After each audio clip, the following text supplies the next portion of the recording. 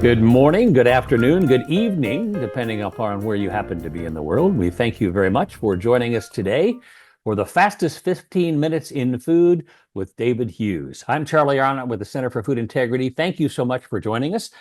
We are dedicated to helping today's food system build trust. We have a suite of resources to help us make that happen, and among them is our guest today, Dr. David Hughes, Professor Emeritus at the Imperial College London, world-recognized expert in food and agriculture. And David, we are very glad to catch you at home today. Yep, I'm at home, but actually, Charlie, 4 days' time, I'm off to Australia.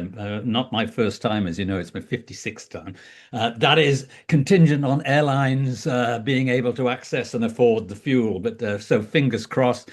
I've got on the way to Australia, I've got 3 days in Thailand and Cambodia, and then straight off to Melbourne for a week, and then I've got a week in Vietnam, which I'm looking forward to. I just love Vietnamese food.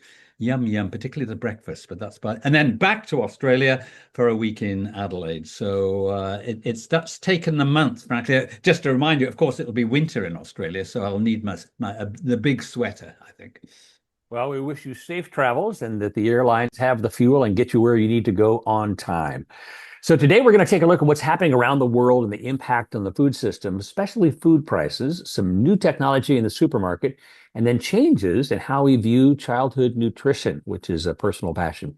So we're going to dive in and start today, however, with a recent visit to the White House. And David, it wasn't you, but it was one of your fellow countrymen. Exactly. King Charles III. He visited, he's been and he's back. God love him. And, us Brits, we were sort of apprehensive about this visit, about King Charles visiting the USA. And there's been, spats to and fro between our Prime Minister and your President. So we thought, hope it goes well. But to be honest, it seemed to go really well. There were welcome outbreaks of laughter, for example, through much of the interaction between the two. God love them. But in particular, I thought the moment for both sides of the pond to raise a celebratory glass was when President Trump, thank you very much, sir, said he'd remove all the tariffs and restrictions on whiskey imports. The Scottish whiskey producers were over the moon, and mind you, so were your Kentucky whiskey barrel vendors, God love them. So we ship, it's almost 1.5 billion US dollars worth of whiskey from Scotland largely to the USA. And what's more, the Kentucky barrel guys ship 200 million worth of bourbon barrels. And so, good for many people. Good for you, Charlie, as I know that you're a single malt lover. So Absolutely. that's the good side of more recent happenings from my mind. But on a more somber note, and often more confusing, I'm looking at the bugger's muddle that we still have in the Gulf and the Straits of Hormuz. Go back a few months and we didn't know what Hormuz was, and now it's burned on our brains, for goodness sake. Just to remind ourselves that 1/3 of the world's fertilizer goes through the Strait of Hormuz, and 1/4 of global crude oil and natural gas, liquefied natural gas, of course, goes through that small strait. So what? Well, you hold it up, and it's become catastrophic to a degree for farmers and not pretty for consumers as the additional cost of energy starts to sort of rack up, but we're seeing more of that coming. I mean, so in the UK, it's particularly terrific for us in that 50% of our energy and increasing comes from renewable energy. That's from the sun. We don't have too much of that, but we've got plenty of wind. And 15% comes from local, if you will, nuclear. But the other, 35% is imported gas and oil. And that sets the national price. So right now we've seen gas prices, just the same as you in the USA, just spike. And what's more, heating costs but luckily we're moving into summer.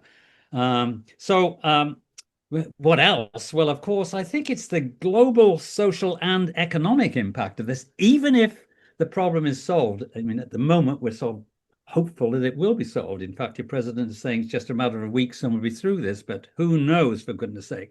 And I think it's the impact that, as we're seeing it on supply chains.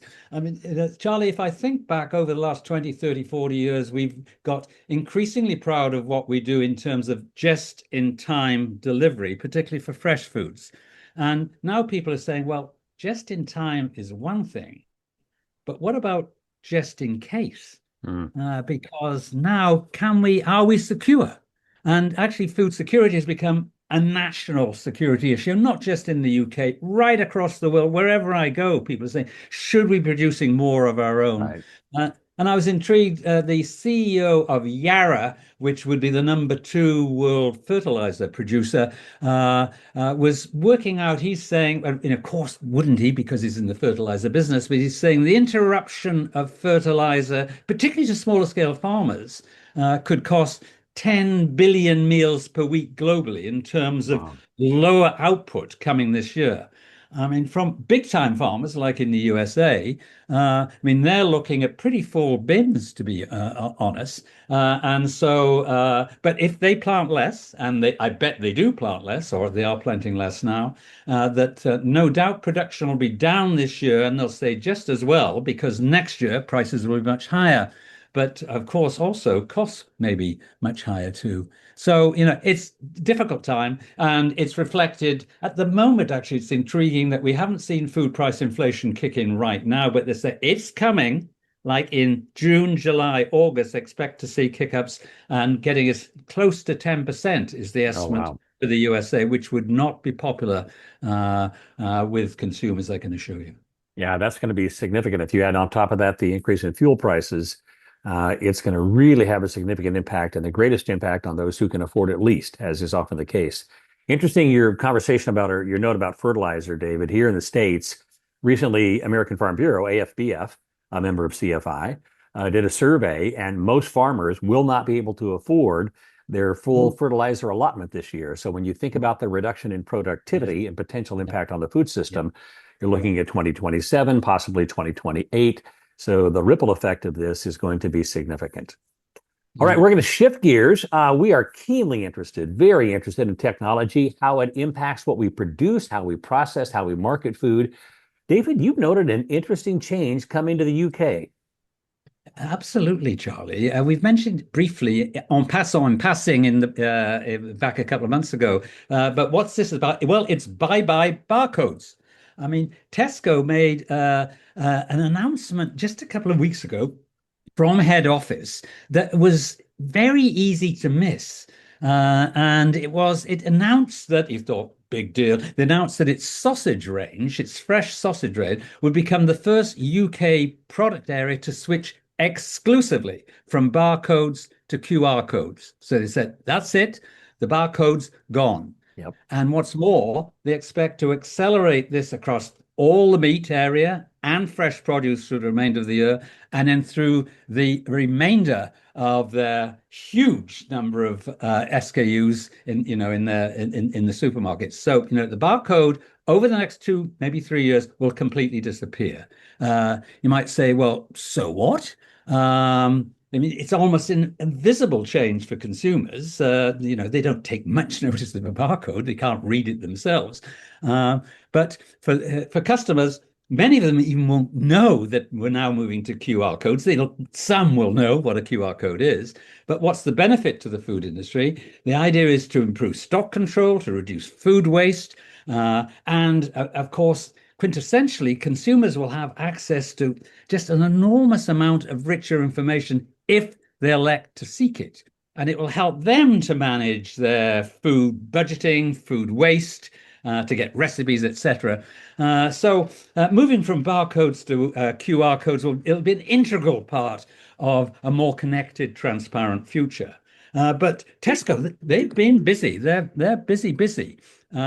They've Another part of their future is introducing an AI assistant, where they're offering personalized recipe ideas. That seems a bit boring, but also helping you work your food budget through. And they're trialing this. I love this with their 280,000 employees. And so, what will this do? They'll take into account your budgets, your family likes, dislikes, dietary requirements, and what you've got in the fridge, and say, let's help you plan for the week if you so desire. And I just see this as being, as an essence, a beginning of the goal to accelerate the whole personal engagement with the shopper. Now, it's not going to please everybody. The oldies, no, maybe not into QR codes, but millennials and younger, I think they're into this and big time. And certainly, Charlie, if you've got a product as a supplier here, which has got a big story, that presents you with as just a fabulous opportunity to really get into the detail of your story and sell on direct, if you will, to the consumer. And of course, Tesco can link this with their Tesco Club Card data, which gives them enormous understanding of how we shop if we wish them to do that. So I think, we're seeing a change in the nature of relationships between our supermarket and the customers if we wish it.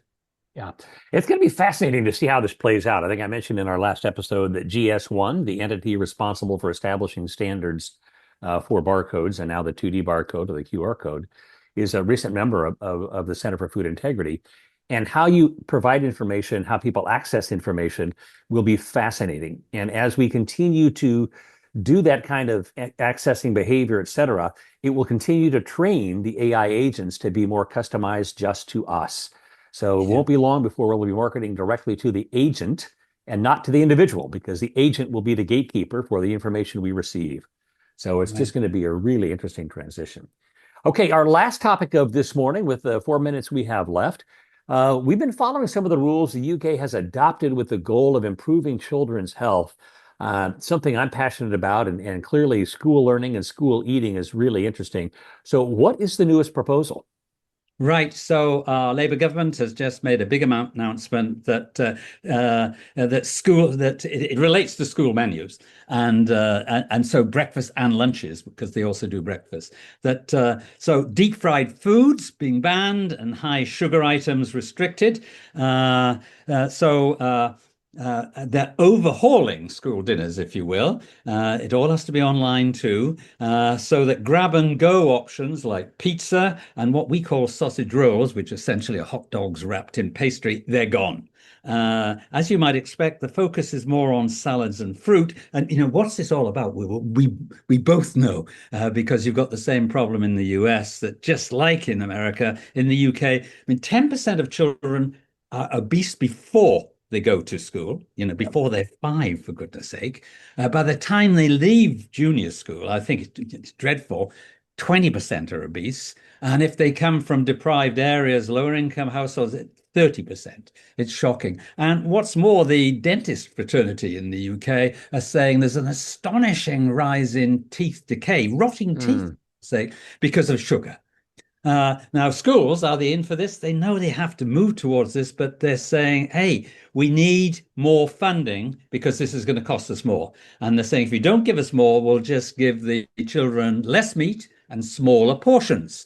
Mind you, a fair proportion get free meals. I think it's the same sort of organization that you have in the USA, like your SNAP program. For us, it's if you're low income, then you get free meals and also a free breakfast. So that's the idea. But will that work? I don't know if it'll get the thumbs up from the children. Will fruit and salads, it's nice in principle, but will they go there? They might bring their own packed lunches. I'm not sure if that's a big deal in the USA. In Australia, for example, Charlie, all children bring their own packed lunch, sometimes to their betterment and sometimes not. And but of course, I'm worried that of course kids can order from outside. The slightly older ones, most kids have got phones. And intriguingly, in that regard, national government here is talking with local city regulators who have the authority about banning fried chicken sites from opening up next to schools. Again, is that just political noise? Because, in a gig worker economy, anything can be delivered up quickly, bang, bang, bang. But, if I reflect back, somebody my age, decades for me, there wasn't children's food. You ate whatever your parents ate. And in fact, it's still the case with many traditional European families. And when our children were tiny, both our kids were born in Canada. My wife, she had no sort of mother or grandmother nearby to help. So she relied on Dr. Benjamin Spock. Do you remember the man? Oh, Uh, yes. and Dr. Spock's view was that children should be allowed to choose what and how much to eat. Nice idea. Well, intriguingly, I've just read a synopsis of a book entitled Picky by Professor Zoe Veit, V-E-I-T. She's Michigan State. And she takes the view that giving kids the freedom to choose their food at an early age allows picky eating to, and call it hijacking American childhood. So this trenchant view that food eating for little kids shouldn't be, she says, it should be like brushing your teeth or putting your seatbelt on. It's something you've just got to do. But we'll see, just see what comes out of this. Yeah, that will be fascinating to see. Clearly, something we have to be able to address globally is childhood nutrition because we will tend to follow those eating patterns. Growing up in a home where you always wanted to make sure you got to the table early so you had plenty, you simply ate what was provided. You didn't really have a lot of choice. David, that's all the time we have for today. Thank you so much. As always, safe travels, whether you're headed to Australia or you're Johnson, Asia. I know the audiences will always benefit from the opportunity to engage with you. Hey, join us again next month on the 4th of June for Connecting the Dots with Dr. Food and the Center for Food Integrity. Have a great day, morning, afternoon, evening, wherever you happen to be joining us. And David, as always, thanks again, my friend. Cheerio. Next time I'll be talking from Australia, and it'll be June, goodness. Excellent. Take care. Bye-bye. Bye now. Bye.